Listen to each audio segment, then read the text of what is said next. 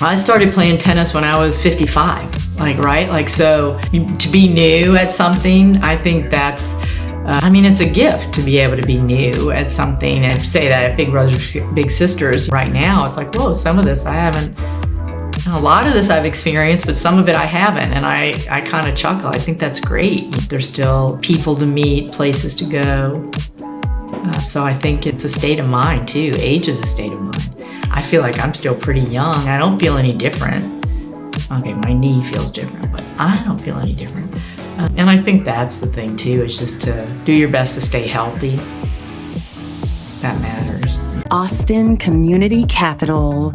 This show is a celebration of the spirit of Austin, Texas, honoring our past, engaging our present, and building our future together. Although it's not the last time. And it's so great to have you on the show today. We met very recently and kind of serendipitously, we were a sponsor of the Big Brothers Big Sisters Gala this summer, which was fantastic. You have just stepped into a role with Big Brothers Big Sisters. And what I'm excited about today is just unfolding the really vibrant career you've had of a public servant and giving back to your community. So thanks so much for being here today. Yeah, thanks so much for having me, Austin. It's wonderful to be here and represent Big Brothers Big Sisters, but also just the nonprofit community in general. So let's go hone in on the origin of this orientation you have of pouring into people, pouring into community. Let's go back to early days in New Orleans, elementary school area. Yeah, what did that look like? Yeah, well, you dated me real quickly right there. So I grew up in New Orleans and went to Catholic school for all 12 years. And when I was in probably third or fourth grade, so it's about 1973, 74, there was a huge influx of Vietnamese refugees that came to the New Orleans area, actually right outside New Orleans, in East New Orleans, where the community really rallied around them and supported them. And there were these huge apartment complexes and things. And we had a priest who was a priest at the time. And he was very involved in social justice. And he reached out to the kids in our school and asked if we wanted to, give back to the community. I don't even think he sold it like that, but it was just kind of a fun Saturday thing that we would, board a school bus from our school, St. Catherine of Siena, and we would be transported to this apartment complex in East New Orleans, and we were assigned families or kids. Basically, we were kids who were teaching kids from Vietnam how to speak English.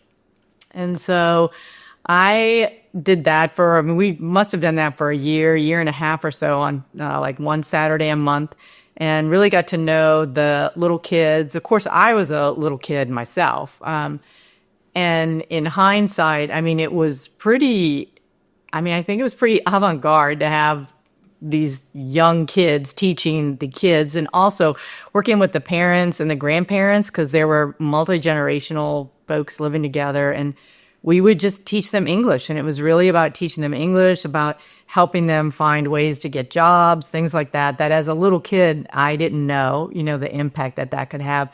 But I always felt it. And so whenever I've been asked, how did I go down a path to nonprofits? If I had to say, where did I get the start of that? I would say it was that, like learning that even as an 8 or 9-year-old kid, I could help someone else. I could help adults. I could help other kids that were younger than me, and I could make a difference. And I think that's, I just found that path and found a way as I got older to go through an education and just launch a career in that. Yeah. What a wild opportunity as a young girl. What were you thinking and feeling at the time? That's such a foreign, literally foreign. Yeah. I think I can remember, I can remember that it was fun because it was all of us it was like you were going to a little summer camp or a day camp, whatever. It was a Saturday mornings. Our parents would drop us off. I don't think they would do it nowadays like this, but, we were just, it was kind of a fun adventure.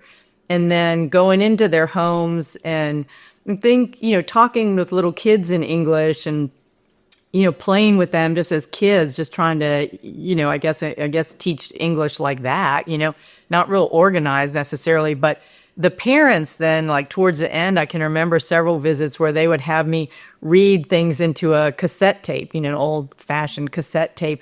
And it was things that would help them be in the community to say, are you looking to hire someone? Like it was just very basic things. And I was aware that was helpful. Like they didn't know how to say that. And so then you think about these families that have relocated here after a war, escaped with their lives and whatever they had, and they're in a new country and a new community. But you've got these little kids who are coming out and helping them. Like I think, I don't know, like when you're 8 or 9, if you process that, but I did think it was fun. I did think it was interesting, and it was, it was obviously it was impactful on me. Not that I would have said that when I was 11 or 12, but it definitely, stayed with my heart and with my head, too. And a lot of what I've done has been with kids, or, kids have been the beneficiaries of, my skills and expertise. So I think that, I would say it started like that, Yeah. Well, talk about the ultimate welcoming party and just conveying a spirit of hospitality. I mean, kids at that age, like there's no pretense, there's just joy, kind of unabashed connection. And so I imagine for the Vietnamese children, it was fun playing. And then for the parents and grandparents, the multi-generational household, it was probably just very welcome to have that life that you and your peers brought into homes, and great welcome into a crazy new situation for those families. Yeah. I just remember being like, I remember it was different. I mean, they were apartments. I lived in an apartment though too, so it was similar to like how I was, living, and it just, I just remember it just was different. The foods that they were making were different. When you're a little kid, sometimes you're like really a picky eater, or if you're me, you're a really picky eater. But I just remember it just was so different. But at the same time, we were kids, so we weren't judging them. We were just doing what, they asked us to do to be helpful and to help them get going. Yeah. It's just really cool because this year, I think I said this to you, that my husband and I were walking around the French Quarter this year, and we saw there's a museum in the French Quarter that's actually free, and I can't remember the name of it right now. But we just stumbled upon it on Royal Street, and in it they had, right now in the back of it, or what was going on in the last few months, they have a big display, a museum display about the Vietnamese arriving in New Orleans, and they had all these pictures and all the the people, and my husband just we both were like, whoa. And I said, I wasn't like, that was real. Like this, you were part of that deal. history. Like, and he was just like, oh my God, I can't. You're right, you were like, you've talked about that, but he's from Iowa. He wasn't experiencing the same things I was, or we were. Then. So, well, what a powerful shaping experience for your heart toward community service. And I feel like very young, you knew what form that passion would take. In a leadership role. So, talk to us about when you knew what the path might look like, and maybe what that first gig was in the nonprofit world. Well, when I was a kid, I didn't even start in college. I had quite a few majors. So shout out to those of us who don't quite know what you want to do at 17 or 18. But when I was about 19, I was working with, I was a volunteer at a nonprofit, and I remember seeing their international leader was a woman, and she was doing some news things, or I don't know what, so this would have been in the 80s. And, I just remember going, oh, that's it. That's a job. This was a woman who had a very big leadership role in a nonprofit organization. And she looked sharp. She talked sharp. She was a really great leader. And I had the aha moment that, that's what I would like to do. I would like to be the leader of a nonprofit, and I set the goal for 35 because that seemed so far away when you're 19. And I realized it really wasn't that far away at that, once I figured it out. But my first job was I went to college in Memphis, and then I moved to Omaha, Nebraska. So my first job was at Goodwill Industries in Omaha in 1990, 89, 90. It was just, I was working with, people who are disadvantaged and who were, working to find ways to get jobs. But also I had a team I was managing. I was learning grants. I was learning fundraising. I was learning state grants, things like that, and starting to put the pieces together. And also developing and finding really cool mentors, people who I could say, I would love to figure out how you do your job, and people were open to, helping craft like what you needed to do next. What are the things you need to glean along the way so that you can win the position. And, it's about opportunity. It's about timing. It's about what have you done to that point that you can actually submit your resume and feel like you've got the skills. So there were a lot of things along the way that I had to do. And when I was 36, I got my first CEO job. So I missed it by a year. Oh my gosh, that's pretty crazy though. No, I know. I missed it by a year. But I also cut myself slack because I had, when I became the CEO of Ronald McDonald House Charities in Kansas City, by then we had moved to Kansas City, my older son was 14. So I was 36, he was 14, and my younger son was 1.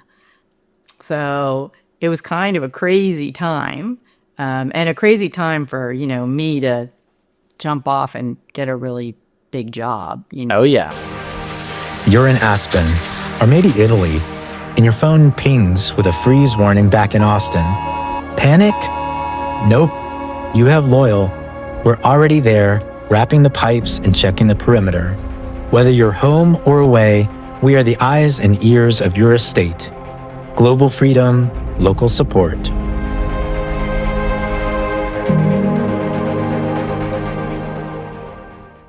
One of the things that I realized early on too, is that, there's kind of like serendipity and timing, right? Like you don't get to choose your timing sometimes, with things. And so when the opportunity to apply to be the CEO of Ronald McDonald House in Kansas City opened up, there was a moment when my husband and I talked, Brad, and he was just like, are you sure? Like, we seem to have a lot going right now, like that seems kind of big. But, in the nonprofit space, or at least at that point in time, that was early 2001, a CEO would get the job and they would be there. Like, I was the second CEO of that organization, and the first one had been there 15 years. Wow. So you do begin to realize, if not now, when? And if not me, who? I was like, well, I'm going to throw my hat in the ring, and if this is meant to be, I'm going to get it, and we're going to figure this out, which we did. Like, I did get it. But I think, I think that that's important too, like for anybody, like you have to keep preparing for what's next, and you have to gain the skills, to be able to put yourself out there, and then you have to wait for the opportunity. The opportunity doesn't always come around again. Yeah. Right? Or for a long time. World, it sounds like. Right. Yeah, for sure. And these days, it's a little different. It's changed a lot in, 24 years since. I say that, however, a big part in leadership is succession planning, right? Like, and who's going to take your spot? That's something that I always thought of. And so when I left Ronald McDonald's Kansas City to move to Austin. So, when I left there, I had a buddy of mine. We had worked at another organization together, and I'd been working with her for a few years so that she was able to apply. Like, she had the skills. And so she actually was my succession plan. And she did get the job, and so she's still, so that was 2008. So it's 17 years later. She's now the CEO of Ronald McDonald House in Chicago, the biggest Ronald McDonald's. And then our buddy, who she and I, Holly and I, really thought the world of, a woman named Tammy. She then is now there, and so she's been there 10 years. Wow. So we're all connected, and we will get together. And, the 4 CEOs, they'll, call. They just celebrated their 40-year anniversary, and there's just a tight thread still, between us. So, these are the kinds of jobs and positions and organizations that you carry with you, beyond just a normal 9 to 5. Oh yeah. And since I've been talking to a lot of leaders like yourself on this podcast, a theme I've been hearing, a notable trait of those leaders, is they really pour into people. So it sounds like you were very thoughtful about that succession plan and, really investing. Was it Holly who took over for you? Yeah. Yeah, really investing in her and bringing her up. And that investment, allowed her to, or enabled her to go on to where she went. And powerful investment in people. I mean, it's all about people.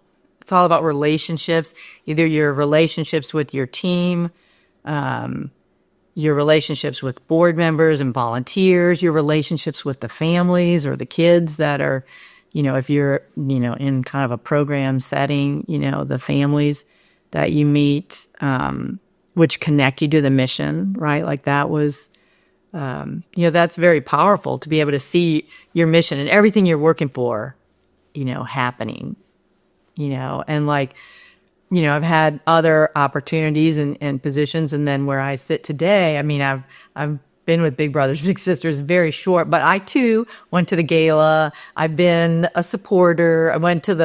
I just was talking with our development person about the Bowl for Kids event, which is a spring event here.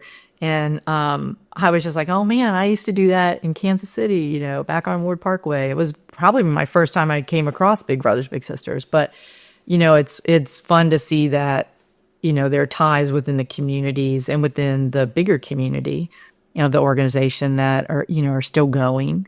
And, opportunities for me to plug in and be helpful. Absolutely. And in describing your journey and path, you dropped a move to Austin. How did Austin come across the radar, and what drew you and your family to Austin? Yeah. So we've already established I'm originally from New Orleans. And then I dropped that I lived in the Midwest for 18 years, and my husband's from Iowa. And so I had, kept, well, let's get a little farther south, like winter is a thing, and it's very cold, and I wasn't used to that. I got used to it. But then my husband actually had the opportunity to move to Austin for a job that he had. And at first he said, I can't ask you to leave the Ronald McDonald House. I mean, you're the CEO. Like, you can't just willy-nilly move. But I also felt that it was 3 years after Katrina. And it wasn't if my mom needed to evacuate again, it was when. I mean, knock wood, they've been really lucky in the last 20 years. But Austin made a lot of sense for us. It's like, I'm an only child. It was just like, we need to get closer to where you can be helpful for your mom when that time comes, if that time comes. And so, so we moved here then. My older son at the time was 21. He was a musician and he toured a lot, and he loved Austin from a musician perspective. And I remember he was somewhere in the country touring around, and my younger son was 7, almost 8. And we told him we might be moving, and he was not having it. First questions out of his mouth were, which team do they have plays the Chiefs? And I said, oh, they don't have a team that plays the Chiefs, but they have the Longhorns. And he wasn't impressed. And then, yeah, it was pretty funny. So he wasn't for it. And then, and he was the one who was actually going to have to live it. The 21-year-old, we told him, and then we said, I don't know, we're kind of on the fence. And he really pushed us over the edge because he was, at the time, I was 43. And he said, oh, yeah, that's right. You guys might be too old to do something cool like this. Like, yeah, just stay forever, like where you are. And we were both like, The old nay. No, Little reverse like, psychology. no way. Like, he just called us old and, we're stuck in the muds. We can't do something new. And and that kind of sealed the deal. We moved that summer and gave a lot of notice and all that. And Brandon, the younger one, he went to St. Andrews. And so he started the next year in 3rd grade. And by mid-year, we were outside and at a flag football game, and he sounded like little Mr. Texan. And we were just like, oh my God, like he's all in. If you saw him today, you would not know he had Kansas City roots. He's all in and thinks it's the best thing we did. And it was, we would agree. Like, Kansas City was amazing. We were there 14 years. Omaha was terrific. We've been lucky and fortunate everywhere we've gone. We've really loved it and found really great communities and people and friends. But it seems like at each phase of our life, we were where we needed to be.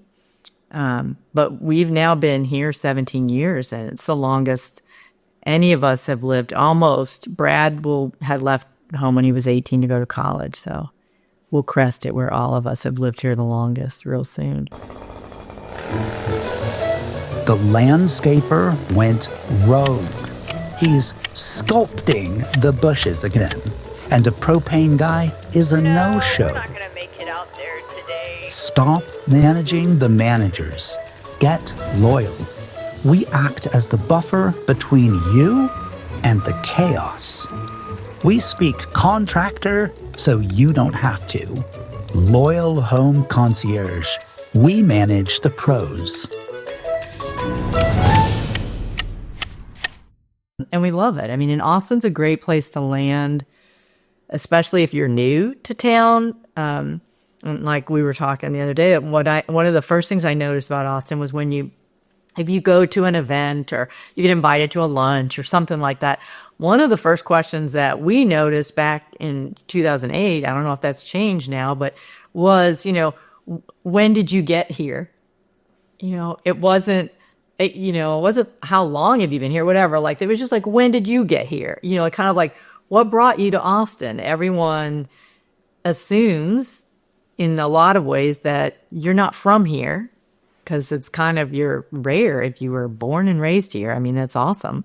But it's kind of like, when did you get here? What brought you, to Austin? And that felt good because we were always neo-local people. We didn't go back to where we were raised. So wherever we landed was going to be new.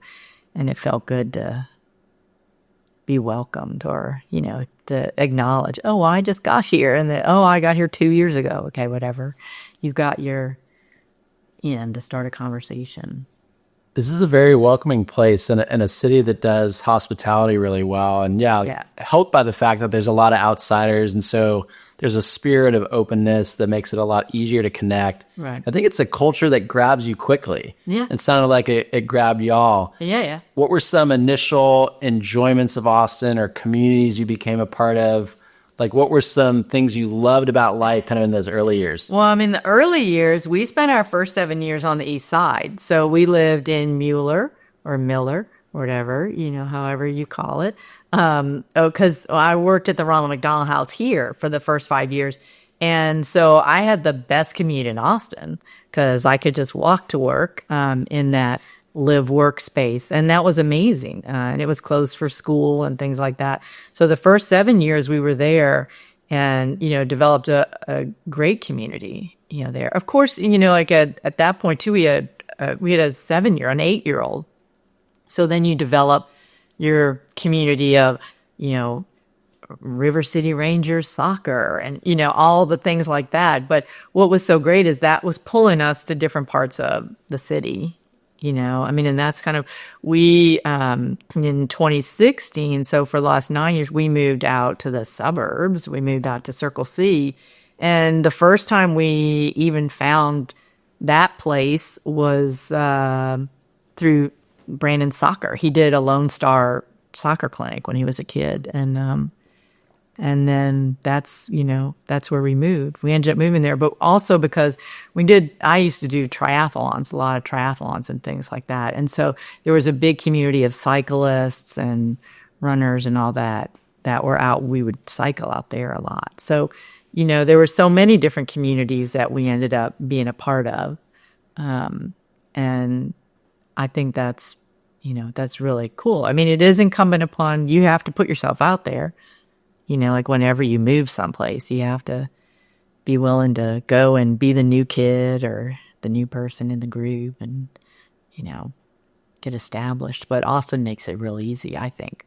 Yeah, a lot of options available. And I think this has got to be like the triathlete capital of the world. There's so many crews of people that are training together. I found my respective crews when I was training for one. And so I love that. Yeah, and I did that actually. So for a small amount of time, small window of time, I worked at the Leukemia Lymphoma Society, which has changed to Blood Cancers United as an organization. But I worked there, and they had one of their team and training events was Vineman, California, half Ironman.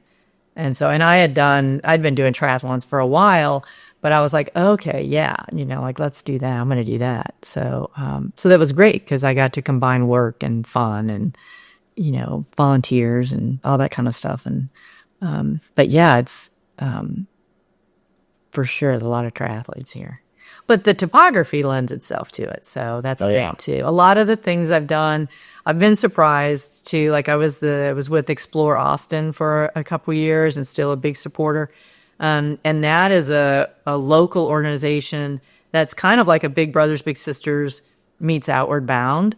That's kind of a weird way to describe it, and it's really based on outdoor adventure things, and working with kids who might not have had opportunities to, partake in all the cool stuff that you can do in Austin and then beyond, and using it for mentoring.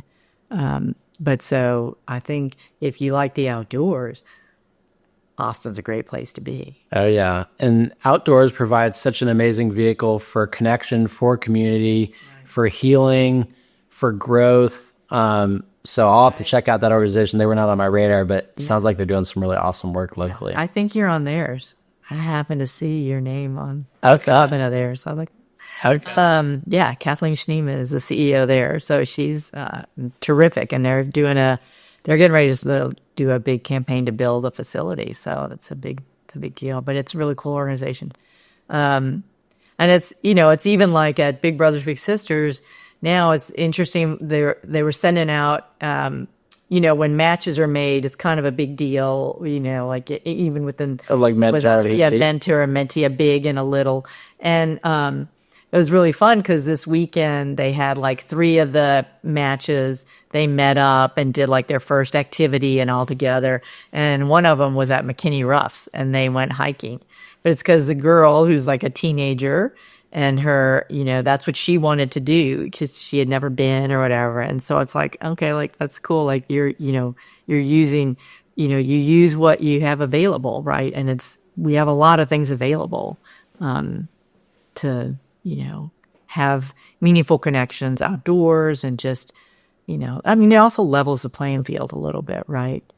Oh, yeah. So everyone's got a level of comfort or discomfort depending on what you're doing in a hike. And you wouldn't take a Ferrari to a quick lube. So why are you managing your estate with a magnet on the fridge? Your home is an asset. Treat it with dignity. Loyal Home Concierge provides white glove stewardship for Austin's most discerning homes. Proactive care. Absolute discretion your investment deserves.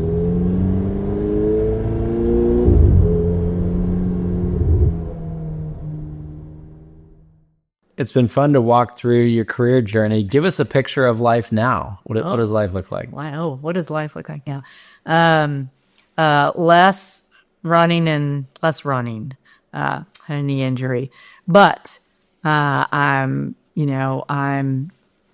busy right now. I mean, like I'm doing interim CEO at Big Brothers Big Sisters, so that's been great. I mean, it's been fun to step into an organization. When you do kind of an interim thing, you're kind of stepping in and you're seeing an organization at like a kind of a snapshot of where they are right then and where they need to be, or where they need to go in a leadership transition. So kind of stepping in to help them right now. And then, I mean, more travel and more tennis, more time with our kids. I mean, I say that they're grown men. They're, much older now. One of them, the oldest one, lives in India, so he's there. And then the younger one actually is back in Austin right now and working on his master's at UT. And so, trying to find ways to connect with them. Doing a big trip at Christmas this year, Machu Picchu. Oh, wow. We'll see how that goes. Beautiful It'll spot. go great for them. They're ultra runners and all that. Let's see how mom does on that. Like Some of the stone steps are big. So exactly. I know. Like I'll be out at Very River nice. Place. Like I need to hike a bunch of steps. get those knees in shape. Yeah. They said I could ride a horse if I get desperate. So we'll see. Okay, you got to Like, back that up. sounds Continue fun, it. like I say. Yeah. So I mean, I think that's what it's interesting to be at this phase too, where like I call it P3 or phase 3. Like phase 1 is you're young and you're going to college. Phase 2 is career and kids, and you're in that for a really long time. Feels like then you realize that you're out of it, and it's like, oh my god, that blew by. And then now I'd say we're in like P3, phase 3, and it's really about, what's next? What do I want to do? What opportunities come up? Like, I've actually kind of, what's happening for me is the last few years I've done kind of like one big project a year, and so I guess this is my big project for this year. And, and so that's kind of what life looks like. It's how do you stay relevant? How do you, keep learning, keep growing, stay physically fit? Yeah. Helping my mom, kind of in that sandwich generation in a different way than I was when I was younger. Now it's like, kind of to be a little more involved there. And it's interesting, like it's just. The great challenge of balance. So Yeah, what is it? end. What does it look like to live well in P3? Like what advice would you give to people? Yeah. Well, I think it's staying social, staying, in your communities, or not staying in them, but, finding your communities. I started playing tennis when I was 55, right? Like, so to be new at something, I think that's, it's a gift to be able to be new at something and to, have to learn things and all that. So I think that's a big thing for me is at this point is to not feel like I've done everything or I know everything or I definitely don't. I say that at Big Brothers Big Sisters, right now it's like, whoa, some of this I haven't, a lot of this I've experienced, but some of it I haven't. And I kind of chuckle. I think that's great, there's still a lot to learn. There's still people to meet, places to go. So I think it's P3 is just, it's a state of mind too. Age is a state of mind. I feel like I'm still pretty young. I don't feel any different. Okay, my knee feels different, but I don't feel any different. And I think that's the thing too, is just to do your best to stay healthy. That matters, and I know I spent 4 years and then some with the American Heart Association. I think so. I took a lot of those things that I learned there for me personally, with heart disease and eating and staying active and take care of yourself. And you have good genes. Yeah. Yeah, that's Like that matters. good. Yeah. Have less influence over But Right. Yeah. But it's like you have to, what can you impact? yeah. Well, as we start to wind down our conversation, what would you like to leave folks with? Maybe it's an encouragement about how they can get involved or find their own calling. Yeah. No, I think now more than ever, we're in a really interesting time for nonprofits. Funding, there's been a lot of funding changes that have happened with the government, even with private donors, people not sure what's happening, as things change. And I think, I would encourage people to, if they have things that are moving their heart, then to give to them, give a little extra, right now, because I think it could really be used. Giving Tuesday is coming up, December 2nd, and that's going to be a big day for all the nonprofits, in Austin and beyond. But I think, I would just encourage, people to broaden their minds on what their community is. Because I think sometimes people can get, communities are exclusive, and I like to think that they're inclusive, that it's not about, it's our community, it's our Austin, like we all live here. And, I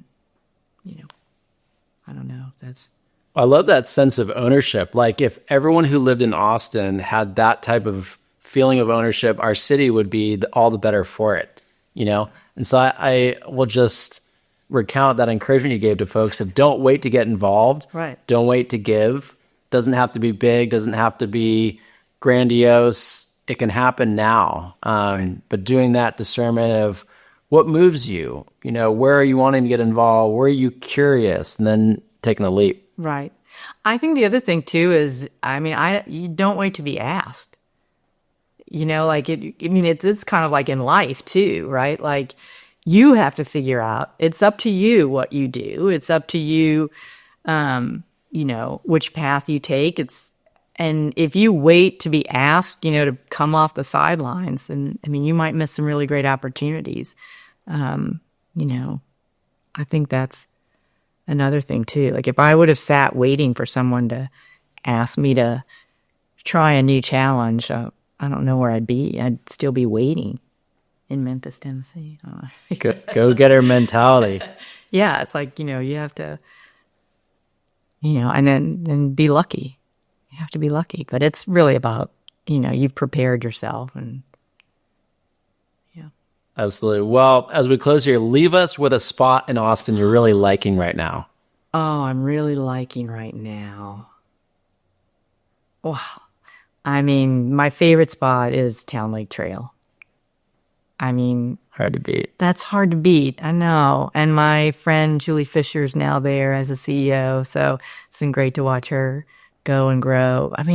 That's hard to beat. But it's probably like everyone probably says that. But I would say Town Lake Trail. Yeah, we want to feature it in the middle of our city. Yeah. I've gone there. It's helped me recover from injuries. It's, it's just like sometimes, you're kind of with a lot of people and you don't have to be, you're just there. But then, yeah, I love it. And you might even bump into some people Yes, most likely, depending on how long you've been here. Yeah. You might see some stars. I've seen some stars out there walking, some celebrities. That's fun. Okay. You got to be cool, though. Yeah. Well, Ann, I really enjoyed our conversation today. I'm so grateful for the time with you. And this has been awesome. Thank you. I hope it's usable. So it's, hope it's helpful. Absolutely. And loved being here and look forward to seeing what you're doing and to watching the, future podcast guests too. Right on. Thank you for joining us for this episode of Austin Community Capital. This show is a celebration of the spirit of Austin, Texas, honoring our past, engaging our present, and building our future together. If this conversation sparked something in you, a new idea, a feeling of connection, or just a good laugh, pass it on. Share this episode with a fellow Austinite or a loved one who needs to hear it. Let's keep weaving this fabric of community together. This show is proudly presented by Loyal Home Concierge. At Loyal, we believe that a healthy, thriving city starts within the four walls of your home.